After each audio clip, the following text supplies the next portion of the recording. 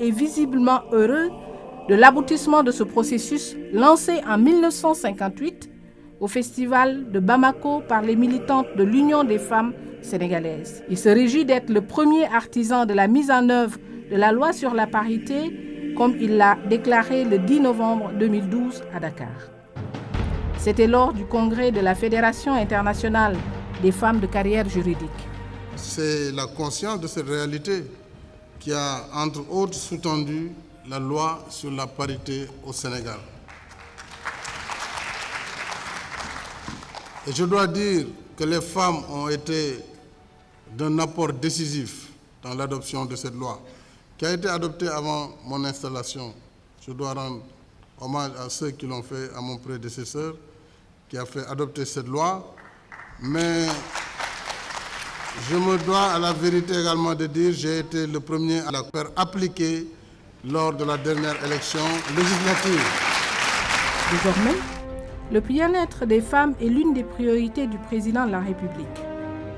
La ministre de la Femme, de l'Enfant et de l'Entrepreneuriat féminin en fait son sacerdoce. Dans son engagement à mettre la femme au cœur de sa politique, le président de la République, avec son gouvernement, a identifié un certain nombre de priorités dans un programme spécial pour la femme.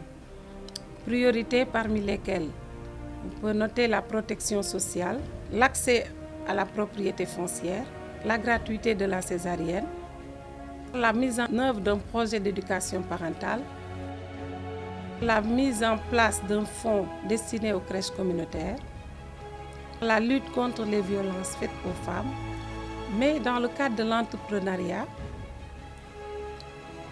il est prévu la mise en place d'unités de production, mais surtout des mesures d'accompagnement et de financement dans le cadre des activités génératrices de revenus pour toutes les femmes, mais surtout un volet spécial pour les femmes vivant avec un handicap, les femmes vivant avec le VIH.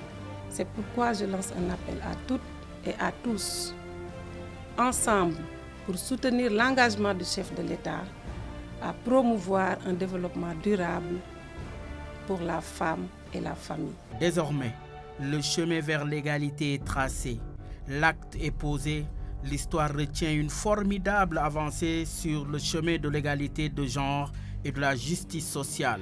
Et les femmes de tous les partis l'ont compris.